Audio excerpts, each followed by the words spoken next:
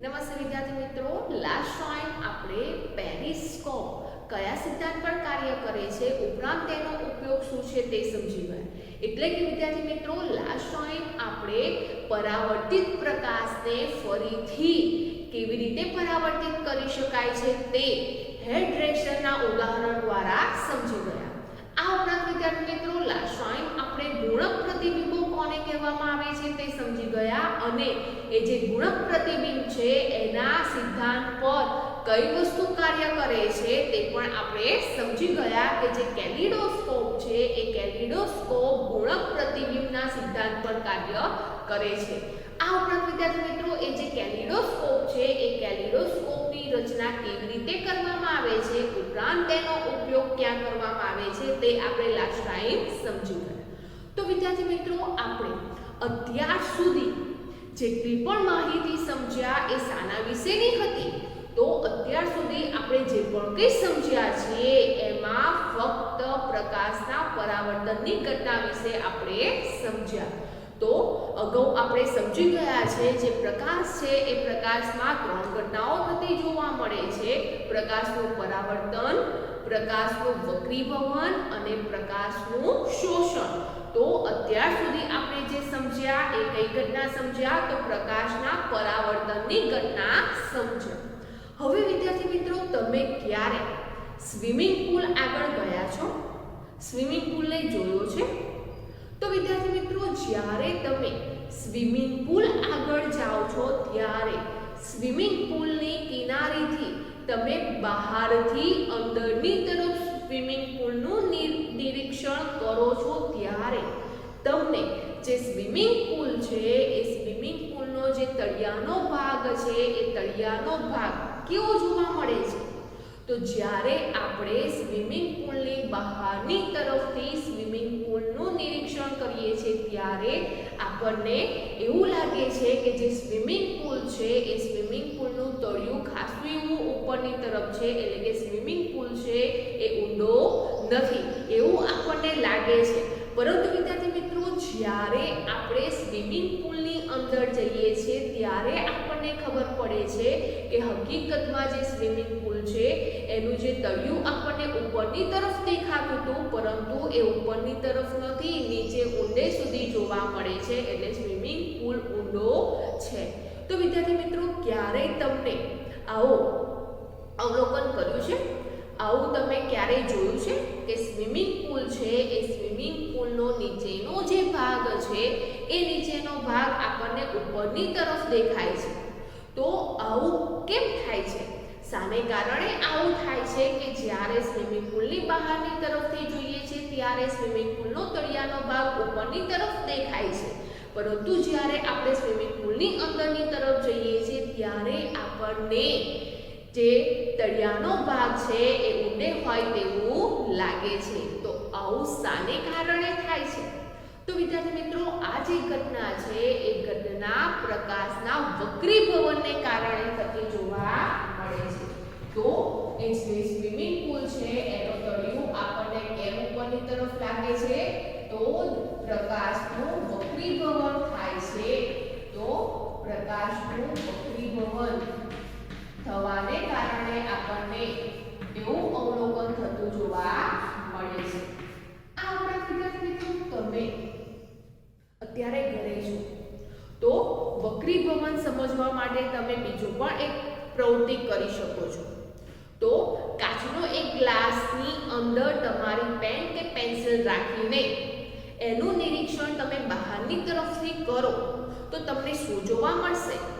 તો જ્યારે ગ્લાસની અંદર જે કાચનો કપ છે અથવા તો કાચનો ગ્લાસ છે એની અંદર તમે પેન્સિલ, પેન કે ફૂટપટ્ટી રાખો છો અને તેનું અવલોકન તમે બહારની તરફથી કરો છો ત્યારે જે કાચના અંદરના ભાગમાં રહેલી પેન્સિલ, પેન કે ફૂટપટ્ટી છે એ તમને કેવી જોવા મળે છે? સહેજ વાંકી જોવા મળે છે. ઉપરનો ભાગ અને નીચેનો ભાગ બે વાંકો પડતો હોય, બે જુદો પડતો હોય તેવું લાગે છે.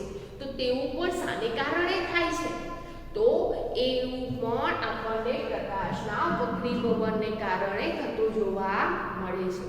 તેવી જ રીતે વિદ્યાર્થી મિત્રો બીજું ઉદાહરણ પણ આપણે લઈ શકીએ છીએ કે કાચના ગ્લાસની અંદર એક સિક્કો મૂકવામાં આવે છે. તો તમે કાચના ગ્લાસની અંદર એક સિક્કો મૂકો અને ત્યાર પછી તેનું અવલોકન તમે બહારની તરફથી કરો તો શું જોવા મળશે? તો જે સિક્કો છે એ સિક્કો થોડો ઉપરની તરફ હોય તેવું આપણને જોવા મળે છે. તો આવું શાને કારણે થાય છે? તો આ પણ છે એ શાને કારણે થાય છે? પ્રકાશના વક્રીભવનને કારણે થતું જોવા મળે છે. તો વિદ્યાર્થી મિત્રો અત્યારે આપણે જે પણ કોઈ 2-3 ઉદાહરણ સમજ્યા એ ઉદાહરણમાં પ્રકાશની કઈ ઘટના થતી જોવા મળે છે? તો એ ઉદાહરણમાં પ્રકાશ છે એનું વક્રીભવન થતું જોવા મળે છે. તો પ્રકાશનું વક્રીભવન કોને કહેવામાં આવે છે?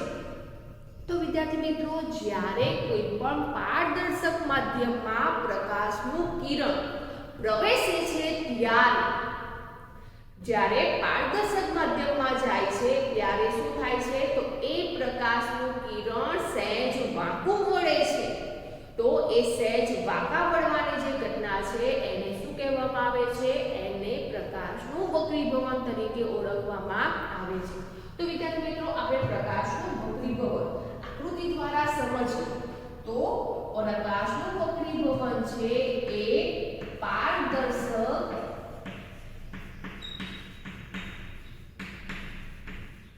માધ્યમમાં થતું જોવા મળે છે. પારદર્શક માધ્યમમાં ઉદાહરણ તરીકે આપણે પાણી, ગ્લિસરીન જેવા જે પદાર્થો છે એ પદાર્થોનો ઉપયોગ કરી શકીએ છીએ. આ ઉપરાંત વિદ્યાર્થી મિત્રો આપણે અહીંયા કાચનો પણ ઉપયોગ કરી શકીએ છીએ.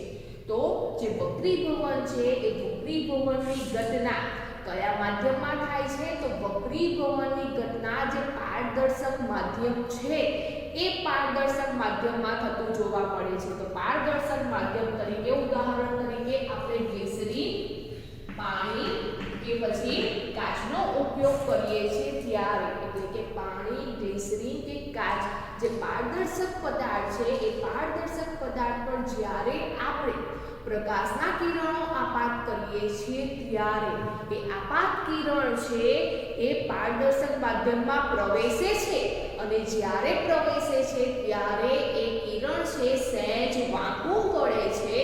તો એ સહેજ વાંકા વળવાની જે ઘટના છે એને શું કહેવામાં આવે છે? એને વક્રીભવન તરીકે ઓળખવામાં આવે છે. તો વિદ્યાર્થી મિત્રો આપણે આકૃતિ દ્વારા સમજીએ તો અહીંયા આપણે પારદર્શક માધ્યમ તરીકે એક પાણીનું માધ્યમ લીધેલ છે.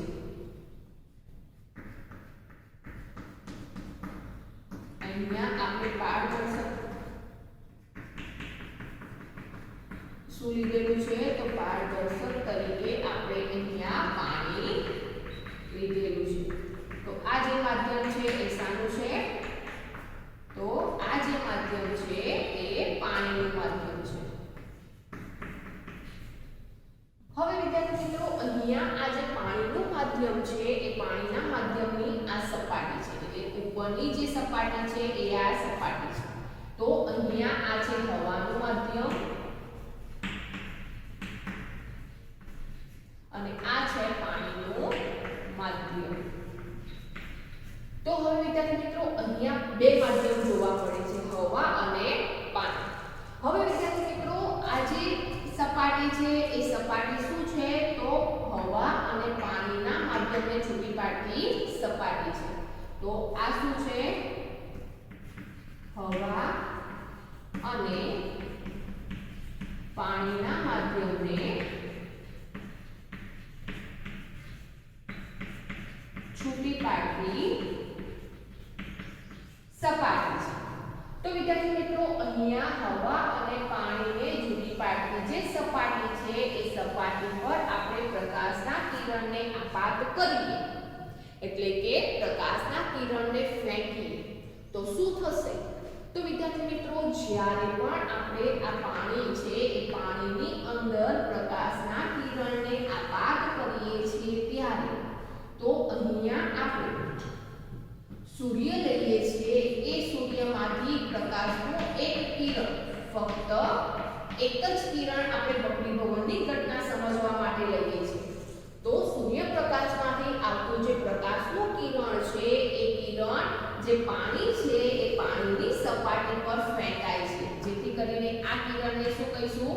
તો જેથી કરીને આ કિરણને આપણે આપાત કિરણ કહીશું. તો સૌપ્રથમ પ્રકાશના કિરણને પાણીનું જે માધ્યમ છે એ પાણીના માધ્યમ ઉપર ફેંકવામાં આવે છે અથવા તો આપાત કરવામાં આવે છે ત્યારે શું થાય છે? તો વિદ્યાર્થી મિત્રો, ત્યારે અહીંયા બે માધ્યમને છૂટી પાડતી જે સપાટી છે, એટલે કે હવા અને પાણીના માધ્યમને છૂટી પાડતી જે સપાટી છે એ સપાટીથી જે કિરણ છે એ કિરણ સહેજ વાંકું વળે છે. તો અહીંયાથી આ જે વાંકા વળવાની જે ઘટના છે એ ઘટનાને શું કહેવામાં આવે છે? તો વાંકા વળવાની જે ઘટના છે એને વક્રીભવન તરીકે ઓળખવામાં આવે છે. આ ઉપરાંત વિદ્યાર્થી મિત્રો, અહીંયા આપણે સપાટી પર દોરેલો લંબ દોરીએ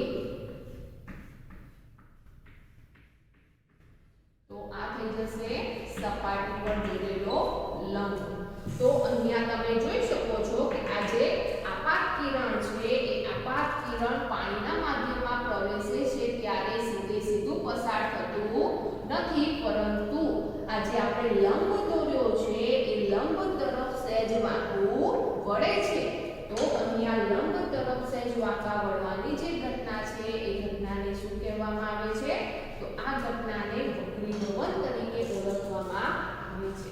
તો વક્રીભવન કોને કહેવામાં આવે છે? તો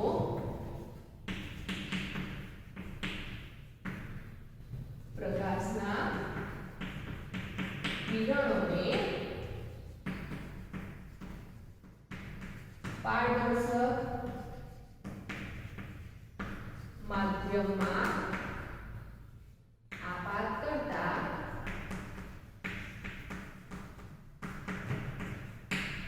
તે બે માધ્યમોને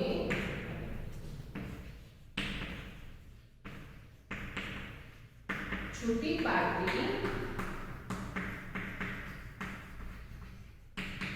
સપાટી પરથી સહેજ વાંકું વળે છે. આ ઘટનાને શું કહેવામાં આવે છે? તો આ ઘટનાને વક્રીભવન તરીકે ઓળખવામાં આવે છે. તો વિદ્યાર્થી મિત્રો, અહીંયા આ વક્રીભવન પામેલું જે કિરણ છે એ કિરણને શું કહેવામાં આવે છે? તો અહીંયા વક્રીભવન પામેલું જે કિરણ છે એને વક્રીભૂત કિરણ તરીકે ઓળખવામાં આવે છે. તો શું કહીશું? વક્રીભૂત કિરણ. તો આપણે અગાઉ પરાવર્તનની ઘટના સમજી ગયા, એમાં આપાત કિરણ અને પરાવર્તન પામેલા કિરણને પરાવર્તિત કિરણ કહેવામાં આવે છે. જ્યારે વક્રીભવનની ઘટનામાં વક્રીભવન કરેલું જે કિરણ છે જેને વક્રીભૂત કિરણ તરીકે ઓળખવામાં આવે છે. તો જ્યારે કોઈ પણ પારદર્શક માધ્યમમાં આપણે પ્રકાશનું કિરણ આપાત કરીએ છીએ ત્યારે એ જે કિરણ છે એ બે માધ્યમોને છૂટી પાડતી જે સપાટી છે એ સપાટી પરથી લંબ તરફ અથવા તો લંબથી દૂર સહેજ વાંકું વળે છે. તો સહેજ વાંકા વળવાની જે ઘટના છે તેને શું કહીશું આપણે? પ્રકાશનું વક્રીભવન. તો વિદ્યાર્થી મિત્રો, ટૂંકમાં કહીએ તો પ્રકાશના સહેજ વાંકા વળવાની ઘટના ને શું કહીશું આપણે? પ્રકાશનું વક્રીભવન.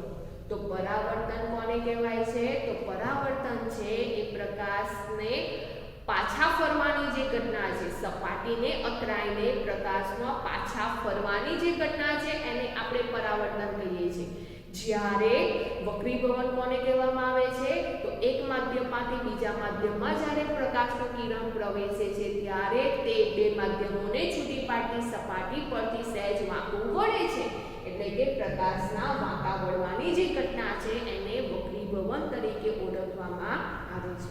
તો વિદ્યાર્થી મિત્રો, આપણે પ્રકાશનું પરાવર્તન અને વક્રીભવન એક જ આકૃતિ દ્વારા સમજીએ તો પરાવર્તન કોને કહીશું? તો જ્યારે પ્રકાશનું કિરણ છે એ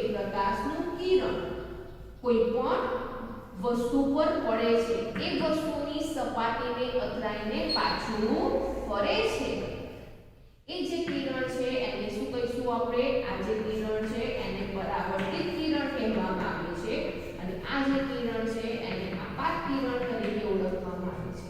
આ ઉપરાંત આ જે ઘટના છે એને શું કહીશું? તો આ ઘટનાને આપણે પરાવર્તન તરીકે ઓળખીએ છીએ. પરંતુ વિદ્યાર્થી મિત્રો, જ્યારે આ જે આપાત કિરણ છે એ આપાત કિરણ એક માધ્યમમાંથી બીજા માધ્યમમાં પ્રવેશે છે ત્યારે શું થાય છે? સહેજ વાંકું વળે છે. એ વાંકા વળવાની જે ઘટના છે એને શું કહેવામાં આવે છે? તો વાંકા વળવાની જે ઘટના છે એને વક્રીભવન કહેવામાં આવે છે અને આ જે કિરણ છે એને વક્રીભૂત કિરણ તરીકે ઓળખવામાં આવે છે.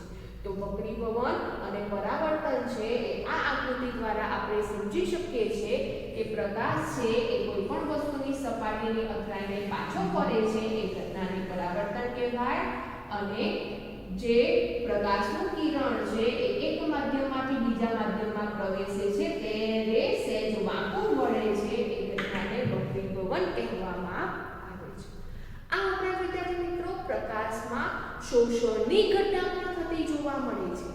તો પ્રકાશનું શોષણ ક્યારે થાય છે? તો વિદ્યાર્થી મિત્રો, જ્યારે કોઈ પણ વસ્તુની સપાટી છે એ વસ્તુની સપાટી ઉપર લંબ રૂપે એટલે કે 90 અંશનો ખૂણો બનાવે તે રીતે કોઈ પણ કિરણો આપાત થતા હોય તો અહીંયા આ જે કિરણો છે એ આપાત કિરણો છે જે અહીંયા પાણીની સપાટી છે એ પાણીની સપાટી પર લંબ રૂપે આપાત થતા જોવા મળે છે. તો અહીંયા જે કિરણો લંબ રૂપે આપાત થાય છે એ કિરણોનું શું થાય છે? તો એ સપાટી છે, કોઈ પણ વસ્તુની સપાટી છે એ સપાટીની અંદર તેનું શોષણ થતું જોવા મળે છે.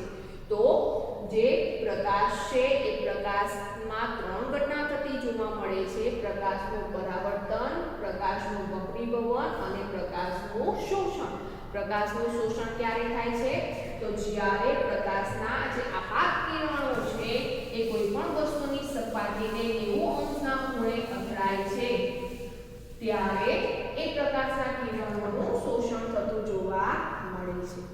હવે વિદ્યાર્થી મિત્રો, આપણે પ્રકાશના વક્રીભવનની ઘટના સમજ્યા કે પ્રકાશના વાંકા વળવાની ઘટનાને પ્રકાશનું વક્રીભવન કહેવાય. હવે વિદ્યાર્થી મિત્રો, આપણે પ્રકાશના વિભાજન વિશે સમજવાનું છે. તો પ્રકાશનું વિભાજન કેવી રીતે થાય છે, કોને કહેવાય છે તે સમજીએ. તો પ્રકાશનું વિભાજન, તો વિદ્યાર્થી મિત્રો, તમે 7મા ધોરણમાં શ્વેત પ્રકાશ વિશે સમજીને આવ્યા છો. તો શ્વેત પ્રકાશ તરીકે આપણે કોને લઈએ છીએ? તો સૂર્યપ્રકાશનો જે પ્રકાશ છે એ પ્રકાશને આપણે શ્વેત પ્રકાશ તરીકે લઈ શકીએ છીએ. તો એ જે સૂર્યપ્રકાશ છે, જે શ્વેત પ્રકાશ છે એ પ્રકાશનું વિભાજન કેવી રીતે થાય છે? તો વિદ્યાર્થી મિત્રો, આ જે પ્રકાશનું વિભાજન છે એ પ્રકાશનું વિભાજન આપણે પ્રવૃત્તિ દ્વારા સમજીએ. આ જે પ્રવૃત્તિ છે એ તમે ઘરે પણ કરી શકો છો. તો આ પ્રવૃત્તિ કેવી રીતે કરવામાં આવે છે? તો વિદ્યાર્થી મિત્રો, સૌપ્રથમ એક વાટકીમાં પાણી ભરવામાં આવે છે. હવે એ પાણી ભરેલી જે વાટકી છે એ વાટકીની અંદર એક સમતલ અરીસો રાખવામાં આવે છે. તો વિદ્યાર્થી મિત્રો, અહીંયા આ જે આકૃતિ છે એ આકૃતિ પ્રમાણે વાટકીની અંદર પાણી લઈને સમતલ અરીસો મૂકવાનો છે. હવે વિદ્યાર્થી મિત્રો, એ જે સમતલ અરીસા વાળી જે વાટકી છે એ વાટકીને તમારા ઘરની જે બારી છે જ્યાંથી સૂર્યપ્રકાશ ઘરની અંદર પ્રવેશે છે એ જગ્યાએ મૂકવાની છે. હવે વિદ્યાર્થી મિત્રો, એ વાટકીને કેવી રીતે ગોઠવશો? તો સૂર્યના પ્રકાશના જે કિરણો છે એ કિરણો એ પાણી ભરેલી જે વાટકી છે જેની અંદર સમતલ અરીસો મૂકેલો છે તેની ઉપર પ્રકાશના કિરણો પડે તે રીતે એ જે વાટકી છે એ વાટકી બારીની નજીક મૂકવાની છે. હવે વિદ્યાર્થી મિત્રો, જ્યારે આપણે પાણીની અંદર અરીસો મૂકીએ છીએ ત્યારે એ જે રચના છે એ પ્રિઝમ તરીકે વર્તે છે. શાના તરીકે વર્તે છે? તો પ્રિઝમ તરીકે વર્તે છે. તો વિદ્યાર્થી મિત્રો પ્રિઝમ શું છે? તો અહીંયા આ જે આકૃતિ છે એ પ્રિઝમની છે. તો આ જે પ્રિઝમ છે એ પ્રિઝમમાં કેટલી બાજુઓ જોવા મળે છે? તો વિદ્યાર્થી મિત્રો પ્રિઝમમાં 5 બાજુઓ હોય છે. એમાં 2 બાજુઓ ત્રિકોણ આકારની જોવા મળે છે અને બાકીની 3 બાજુઓ છે એ લંબચોરસ આકારની જોવા મળે છે. તો જે પ્રિઝમ છે એ પ્રિઝમમાં 2 ત્રિકોણાકાર પાયા હોય છે અને 3 લંબચોરસ પાર્શ્વીય બાજુઓ જોવા મળે છે. એ જે રચના છે જેને પ્રિઝમ તરીકે ઓળખવામાં આવે છે. તો જ્યારે પાણીની અંદર આપણે અરીસો રાખીએ છીએ ત્યારે એ જે રચના છે એ પ્રિઝમ તરીકે વર્તે છે.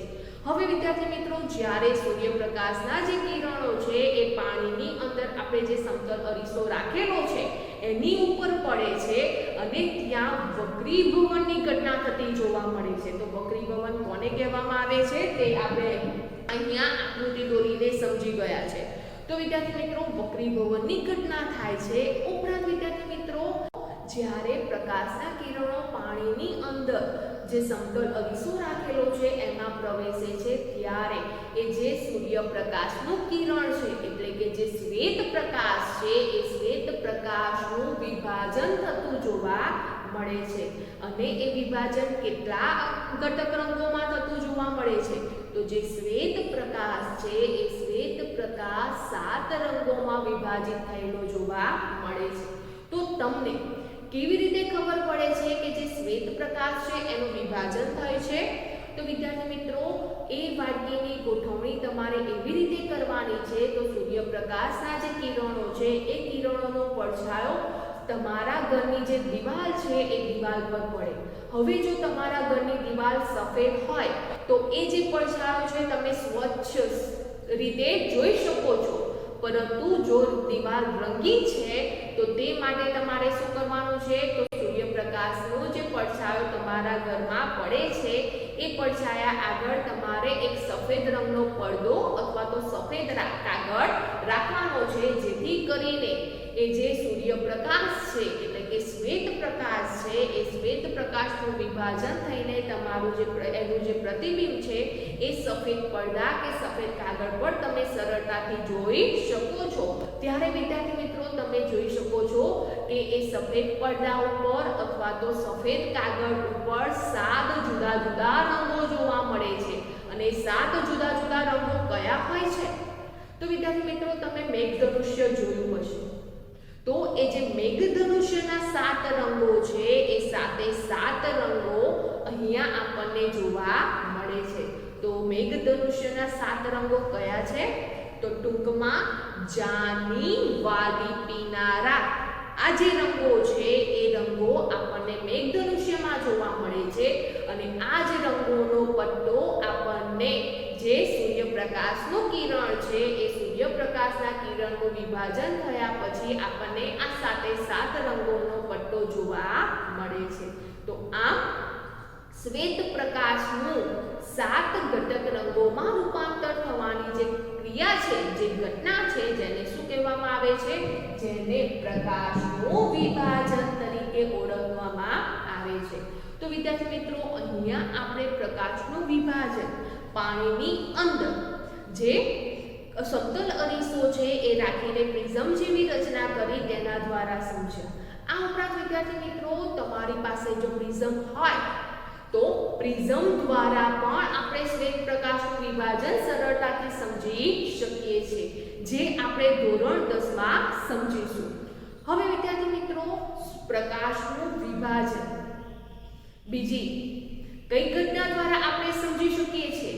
તો પ્રકાશનું વિભાજન છે એ કુદરતી ઘટના જે મેઘધનુષ્ય છે એ મેઘધનુષ્ય દ્વારા પણ સમજી શકીએ છીએ. તો મેઘધનુષ્યમાં પણ આપણે 7 રંગોનો વર્ણપટ જોઈએ છે તેના દ્વારા પણ આપણે શ્વેત પ્રકાશનું વિભાજન સમજી શકીએ છીએ. તો પ્રકાશનું વિભાજન કોને કહેવામાં આવે છે? તો શ્વેત પ્રકાશ ના શ્વેત પ્રકાશનું તેના ઘટક રંગોમાં વિભાજન થવાની ક્રિયાને શું કહેવામાં આવે છે? પ્રકાશનું વિભાજન કહેવામાં આવે છે. તો અહીંયા શ્વેત પ્રકાશ છે એ શ્વેત પ્રકાશ તરીકે આપણે શાનો ઉપયોગ લઈએ છીએ? તો શ્વેત પ્રકાશ તરીકે આપણે સૂર્યપ્રકાશને ગણવામાં આવે છે. એટલે કે જે સૂર્યપ્રકાશ છે એ સૂર્યપ્રકાશ કેવું જોવા મળે છે? તો શ્વેત જોવા મળે છે. જેથી સૂર્યપ્રકાશના કિરણોને આપણે શ્વેત પ્રકાશ તરીકે ઓળખી શકીએ છીએ. તો એ જે શ્વેત પ્રકાશ છે એ 7 ઘટક રંગોમાં વિભાજન થાય છે એ ઘટનાને આપણે પ્રકાશનું વિભાજન કહીએ છીએ. આ ઉપરાંત વિદ્યાર્થી મિત્રો આપણને 7 ઘટક રંગોનો પટ્ટો જોવા મળે છે જેને શું કહેવામાં આવે છે? જેને વર્ણપટ તરીકે ઓળખવામાં આવે છે. તો વર્ણપટ કોને કહીએ છીએ? તો 7 રંગોનો પટ્ટો જેને વર્ણપટ તરીકે ઓળખવામાં આવે છે. અને આ જે પ્રકાશના વિભાજનની ઘટના છે એ ઘટના આપણે કઈ ઘટના દ્વારા સમજી શકીએ છીએ? તો કુદરતી ઘટના મેઘધનુષ્ય દ્વારા પણ આપણે પ્રકાશનું વિભાજન સમજી શકીએ છીએ. તો વિદ્યાર્થી મિત્રો, મેઘધનુષ્યમાં પ્રકાશનું વિભાજન કોને આભારી છે અને કેવી રીતે થાય છે?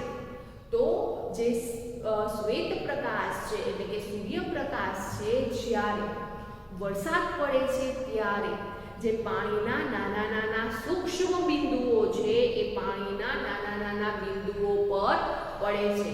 તો વિદ્યાર્થી મિત્રો, જ્યારે સૂર્યપ્રકાશ પાણીના નાના બિંદુઓ પર પડે છે ત્યારે પાણીનું નાનું એક બિંદુ પ્રિઝમ તરીકે વર્તે છે. અને પ્રિઝમ તરીકે વર્તવાને કારણે શું થાય છે? આપણને આકાશમાં 7 રંગોનો વર્ણપટ જોવા મળે છે જેને મેઘધનુષ્ય કહીએ છીએ. તો મેઘધનુષ્યની રચના કેવી રીતે થાય છે તે પણ આપણે ધોરણ 10 માં સવિસ્તાર સમજીશું. તો અહીંયા આજે આપણે પ્રકાશનું વિભાજન કેવી રીતે થાય છે તે સમજ્યા કે જ્યારે પ્રકાશના વિભાજનમાં શ્વેત પ્રકાશ છે એ પ્રિઝમ પર પડે છે ત્યારે પ્રિઝમની અંદર તેનું વક્રીભવન થાય છે. કેમ? તો પ્રિઝમ કાચનો બનેલો હોય છે અને કાચ પારદર્શક માધ્યમ છે જેથી તેમાં શું થાય છે? વક્રીભવનની ઘટના થાય છે. સાથે સાથે વિદ્યાર્થી મિત્રો, એ શ્વેત પ્રકાશના વિભાજનની પણ ઘટના થતી જોવા મળે છે. તો જ્યારે શ્વેત પ્રકાશનું વિભાજન થાય છે ત્યારે આપણને 7 જુદા જુદા રંગો જોવા મળે છે. અને કયા 7 જુદા જુદા રંગો જોવા મળે છે? તો ટૂંકમાં લખીએ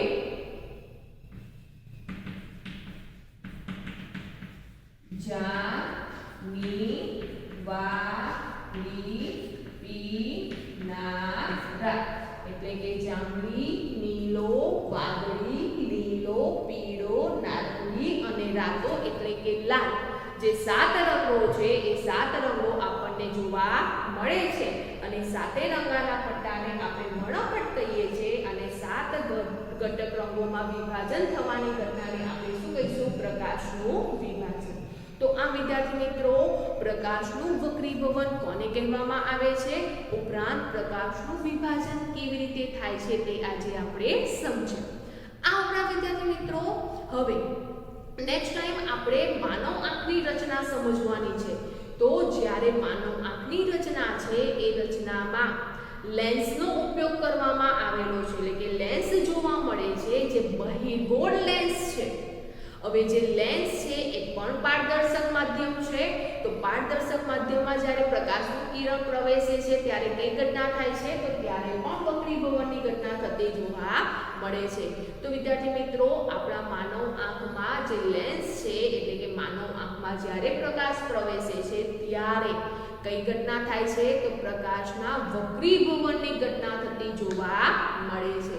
તો આમ પ્રકાશનું વક્રીભવન કોને કહેવામાં આવે છે તે આજે આપણે આકૃતિ દોરીને સમજ્યા. સાથે સાથે પરાવર્તન, શોષણ અને વક્રીભવનની આકૃતિ સાથે કેવી રીતે દોરવામાં આવે છે શોષણ કોને કહેવામાં આવે છે એટલે કે વસ્તુની સપાટી પ્રકાશનું શોષણ કેવી રીતે કરે છે તે આપણે સમજ્યા અને ખાસ તો આજે આપણે પ્રકાશનું વિભાજન કોને કહેવામાં આવે છે